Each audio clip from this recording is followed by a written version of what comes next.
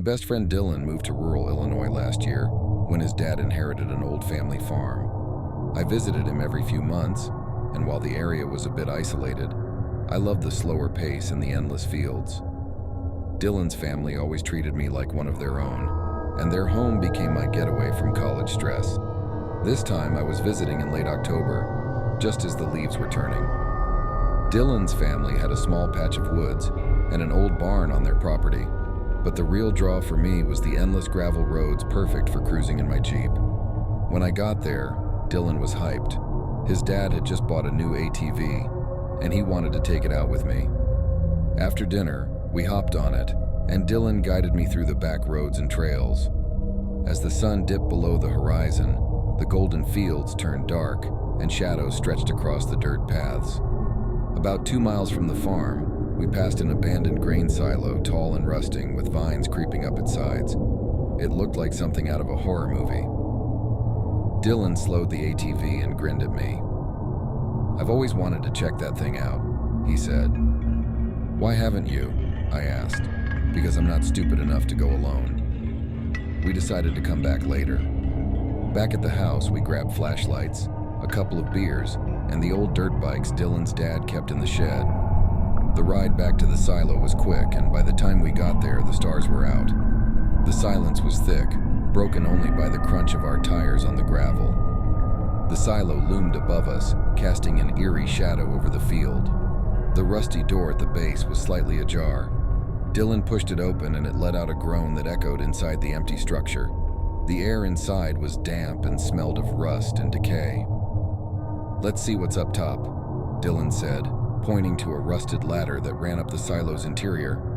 I wasn't thrilled about climbing that thing, but Dylan was already halfway up. As I climbed, I noticed graffiti scrawled across the walls, random names, dates, and crude drawings. About halfway up, Dylan froze. "What?" I whispered. He pointed his flashlight toward the far corner of the silo. From our angle, we could just make out what looked like a pile of blankets. No, it was a person, hunched over, sitting completely still. "Maybe it's a homeless guy," Dylan said softly. "In the middle of nowhere?" I whispered back. We decided to call out. "Hey, are you okay?" Dylan shouted. No response. The figure didn't move. "We should go," I said, my voice shaky. Dylan agreed, but just as we started climbing back down, we heard a loud scraping noise below us, like metal dragging against concrete.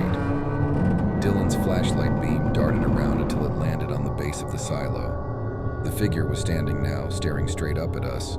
I don't know how, but it felt like he locked eyes with me, even in the dark. Then he started walking toward the ladder. "Go!" Dylan yelled. We scrambled down as fast as we could, the ladder rattling with every step. By the time we hit the ground, the figure was already halfway up the ladder. I yelled at Dylan to run, and we sprinted out of the silo, grabbing our bikes and pedaling as fast as we could. We didn't look back until we reached the gravel road. The silo was a speck in the distance now, but something told me that man was still up there watching us leave. When we got back to Dylan's house, his dad laughed it off. "Probably some drifter. The silo's been empty for decades," he said. But that didn't explain the scratching noises we heard later that night, coming from the woods near the house. The next morning, Dylan's dad drove us back to the silo to grab something Dylan said he'd dropped, his flashlight. I stayed in the truck while they searched. When they returned, Dylan was pale. "There's a knife," he said, "just sitting on the ladder, halfway up. It wasn't there last night." We never went back to that silo again, but sometimes when I visit Dylan, we'll drive past it. The door is always shut tight, but I can't help but feel like someone is watching us through the small, broken window near the top. I live on a farm with my brother Joe and his wife. We split the work during the busy season, but once things slow down, they take off traveling while I stay behind to manage the place. I don't mind it for the most part. The farm keeps me busy, and I've never been the social type. My fiancé passed away a few years ago, and I haven't put myself back out there since, but the off-season gets to me. The quiet, the isolation, it starts to feel suffocating. This happened in early October, just before our last harvest. Joe and his wife had been gone for a few days, leaving me alone on the property. The nights were getting colder, but I kept the windows open to let the crisp autumn air flow through the house. That's when I heard it. A scream, piercing, high-pitched and full of terror. It sounded like a woman, or maybe a teenage girl, somewhere outside in the distance. I shot up from my recliner, heart hammering in my chest. I rushed to my gun safe, grabbing my rifle, then stepped onto the front porch, scanning the darkened fields. The wind carried the dry rustling of corn stalks, but nothing else. Then it came again, closer this time. I fired a round into the air, a warning shot. I didn't know what I was dealing with. Maybe someone was in trouble. Maybe it was a group of dumb kids messing around. Then, a voice, shaky, desperate. "Help!" Silence followed. I called out, "Why, who's out there? Where are you?" Nothing. Just the wind.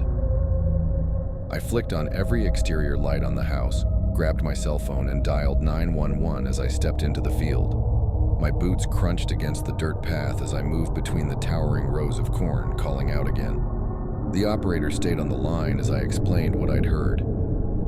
By the time the police arrived, 4 officers in total, we began a full sweep of the cornfield, flashlights cutting through the darkness as we shouted for anyone who needed help.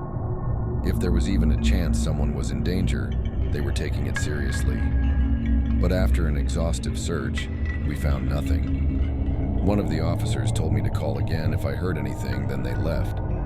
I lingered outside a moment longer, scanning the field one last time before shutting the door.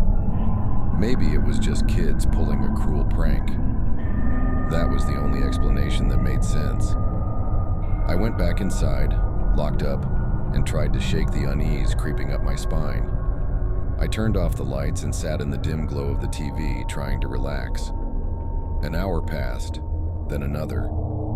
Finally, I decided to take some melatonin to help me sleep, something I relied on often as a chronic insomniac. I don't know how long I had been asleep when I woke up to the sound of creaking floorboards downstairs. At first, I thought it was the wind shifting the old house. Then I remembered. I had left the windows open. I grabbed my phone and, keeping my voice to a whisper, called my brother. "You home?" I asked. "No," Joe said, sounding groggy. The moment he said it, every hair on my body stood on end. "There's someone in the house," I whispered. "Call the cops." Joe didn't hesitate. "On it." He hung up. I moved as quietly as possible to the safe and retrieved my shotgun. The old wooden floors groaned beneath me despite my best efforts. Downstairs, the sound shifted. Slow, deliberate footsteps on the hardwood. They were moving toward the stairs. I cracked open my bedroom door and peered out. The stairway stretched downward, a void of shadows and faint moonlight. Then, movement. A figure emerged at the bottom of the steps. Tall, thin, barefoot. I cocked the shotgun. "Don't move." The figure stood still for a moment. Then, as if unfazed, he calmly turned and walked out of sight. A second later, the quiet footsteps turned into frantic ones. I heard him sprinting across the living room and out the back door. I rushed after him but stopped at the doorway. He was gone, swallowed by the dark. I slammed the door shut, locked it, and called Joe back. "The cops are on the way," he said. I locked every window, every door, and waited. When the police arrived, it was the same officers from earlier. This time, they did a full sweep of the property, their flashlights bobbing in the dark. One of them volunteered to stay on site for the night, though I doubted the intruder would return after seeing I was armed. He never did. But the story doesn't end there. A few days later, I was finishing the last harvest of the season. The combine hummed steadily as I guided it through the field. Then something caught my eye. A shoe. I stopped the machine and climbed down to retrieve it. It was a woman's shoe, size 8.5. A sick feeling twisted in my gut. I left it untouched and called 911 again. When the police arrived, they took the shoe as evidence. This time they brought in police dogs searching the area for any sign of a trail. But they found nothing. The strangest part? No missing persons had been reported in our county. Not at that time, at least. To this day, I don't know whose shoe that was, or what happened to her. But sometimes when the wind howls through the fields at night, I think back to that scream. and I wonder if someone died on my land that night calling for help, and if I was just a few minutes too late.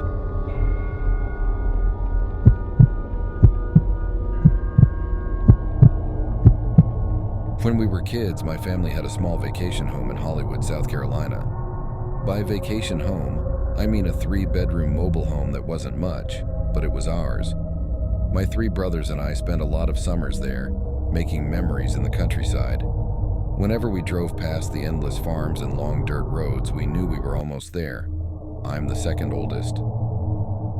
At the time of this story, we were about 14, 12, 10, and 8 years old.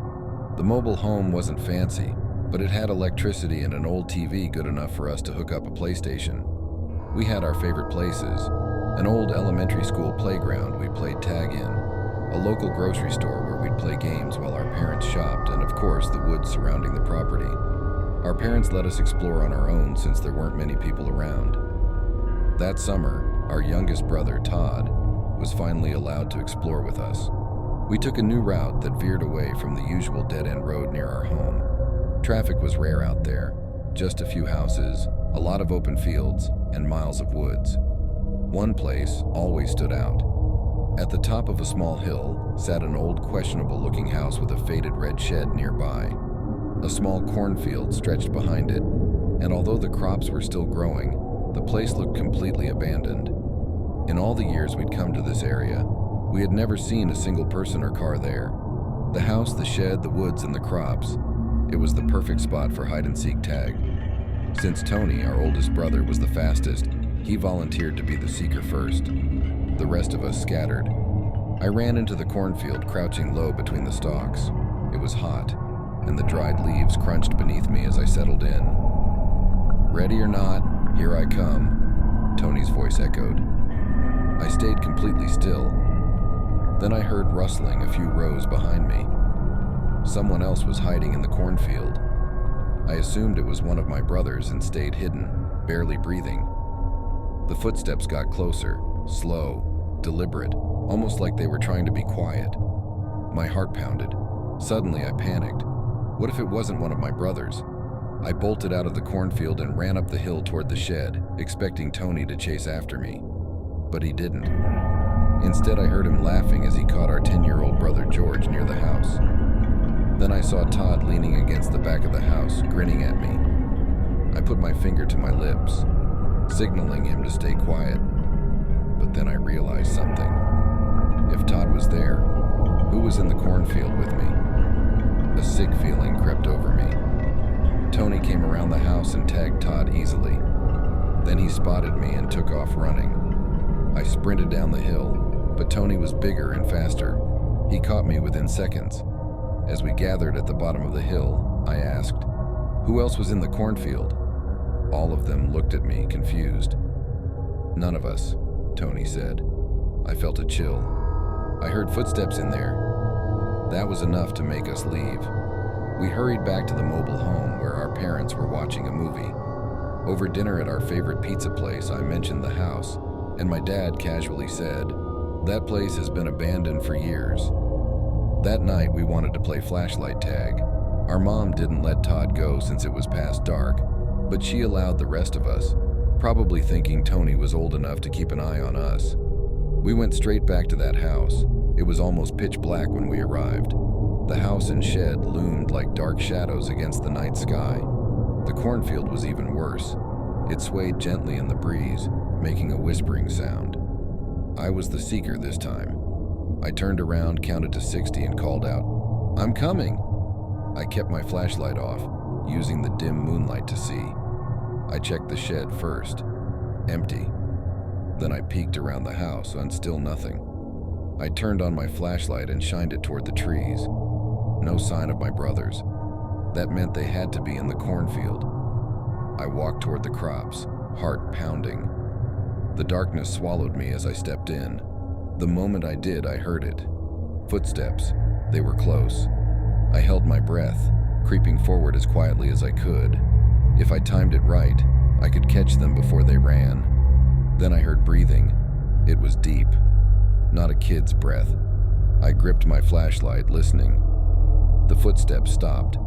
I felt like someone was watching me. I snapped my flashlight on. The beam landed on a man standing in the crops. He was hunched over, his face partially hidden behind the stalks. His skin looked wrong, stretched and uneven. His eyes were wide and staring. He wasn't one of us. I barely had time to react before he took a slow step forward and whispered, "Can I play with you guys?" His voice was low, raspy, wrong. I screamed and ran. "Run! Game over!"